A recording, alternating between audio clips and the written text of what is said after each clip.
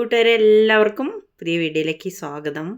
ഇന്ന് നമുക്ക് നല്ലൊരു സ്നാക്ക് അല്ലെങ്കിൽ ചോറിൻ്റെ കൂടെയൊക്കെ സൈഡ് ഡിഷായിട്ട് കഴിക്കാൻ പറ്റുന്ന ഒരു റെസിപ്പി നോക്കാം.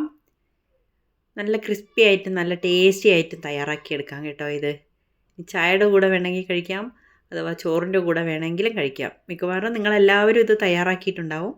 ഇതാ നോക്കൂ, നല്ല ടേസ്റ്റി ആയിട്ടുള്ള ഒരു സ്നാക്കാണിത്. എല്ലാവരും വീഡിയോ ഒന്ന് ഫുള്ളായിട്ട് കണ്ട് സപ്പോർട്ട് ചെയ്യണേ.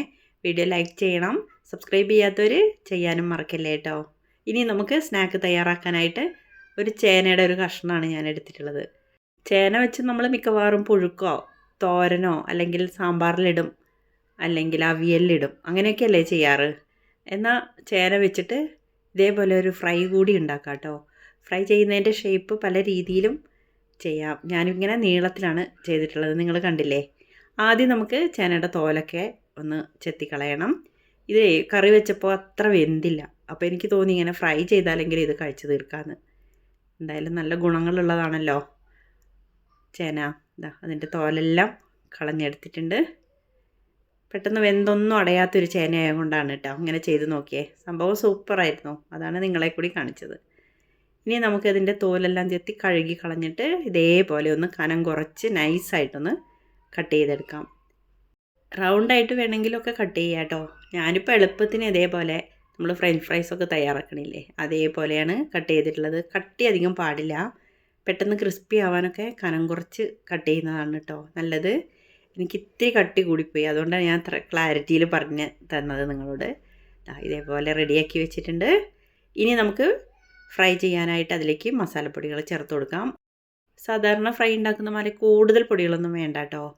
കളറിന് വേണ്ടിയിട്ട് ഒരല്പം മഞ്ഞൾപ്പൊടി ചേർത്തു. പിന്നെ ചേനയിലേക്ക് ഉപ്പ് വേണമല്ലോ, പാകത്തിന് ഉപ്പും കൂടി ചേർത്തിട്ടുണ്ട്. ഇനി എരിവിനാവശ്യത്തിനുള്ള മുളക് പൊടിയാണ് ചേർക്കുന്നത്. എരിവ് കൂടുതൽ വേണ്ടവർക്ക് കൂടുതൽ ചേർക്കാം കേട്ടോ. ഇത് അത്ര എരിവില്ല, അതുകൊണ്ട് ഞാൻ ഒരു സ്പൂണാണ് ചേർത്തിട്ടുള്ളൂ. പിന്നെ ഒരല്പം കോൺഫ്ലവർ ചേർത്തു, അത് ഓപ്ഷണലാണ് കേട്ടോ, വേണമെങ്കിൽ ചേർത്താൽ മതി. ഇനി അത് നന്നായിട്ടൊന്ന് മിക്സ് ചെയ്ത് വെച്ചു കേട്ടോ. കുറച്ചധികം സമയമൊന്നും വെക്കേണ്ട ആവശ്യമില്ല. അപ്പോൾ ഉപ്പ് ഇറങ്ങിയിട്ട് വെള്ളം വന്നു, അതും എൻ്റെ അനുഭവം കൊണ്ട് പറയണേ. ഒരു കളറും കൂടി ഉണ്ടാവാൻ വേണ്ടിയിട്ട് ഒരല്പം കാശ്മീരി ചില്ലി പൗഡറും കൂടി ചേർത്ത് കുറച്ച് കറിവേപ്പിലയും കൂടി ഇട്ടിട്ടുണ്ട്. ലാസ്റ്റ് വേണമെങ്കിൽ നമുക്കത് ഫ്രൈ ചെയ്തെടുക്കാം. ചേനലെല്ലാം നന്നായിട്ടൊന്ന് മിക്സ് ചെയ്ത് വെച്ചിട്ടുണ്ട് കേട്ടോ ഇതേപോലെ. ഇനി നമുക്ക് ഉടനെ തന്നെ അത് ഫ്രൈ ആക്കി എടുക്കാം. ഒരു പാനിലേക്ക് ഓയിൽ ഒഴിച്ച് കൊടുത്തിട്ട് ഹൈ ഫ്ലെയിമിലിട്ടിട്ട് നല്ല ചൂടാവണം കേട്ടോ.